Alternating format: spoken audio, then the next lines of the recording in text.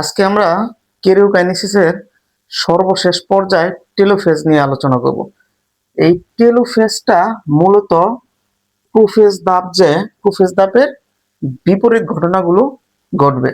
দেখো, আমরা অ্যানাফেজ ধাপে কি দেখেছিলাম? অ্যানাফেজ ধাপে অপত্য ক্রোমোজোম যে ছিল, এরা দুই মেরুতে মানে দুই মেরুর প্রান্তে অবস্থান করে। এখন দেখো, এই যে অপত্য ক্রোমোজোম, এরা সরু ও লম্বাটে হয়ে যাবে। সরু ও লম্বাটে হয়ে একত্রে জড়িয়ে নিউক্লিয়ার রেটিকুলাম গঠন করবে। দেখো, আমরা মেটাফেজ ধাপে কি দেখেছিলাম?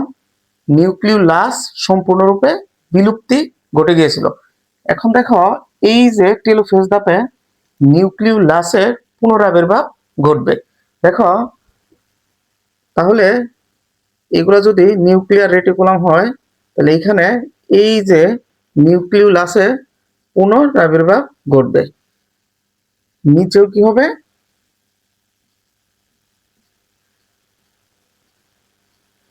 নিউক্লিওলাসের পুনরাবির্ভাব ঘটবে। এখন দেখো, এই যে নিউক্লিওলাসের চারপাশে নিউক্লিয়ার মেমব্রেন সৃষ্টি হবে। নিউক্লিয়ার মেমব্রেন সৃষ্টি হবে।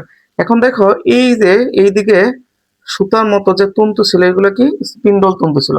এই স্পিন্ডল তন্তু ধীরে ধীরে ভেঙে যাবে, ভেঙে গিয়ে একসময় অদৃশ্য হয়ে যাবে। তাহলে দেখো, এই যে উপরে আর নিচে আমরা কি দুইটা অপত্য নিউক্লিয়াস পেলাম।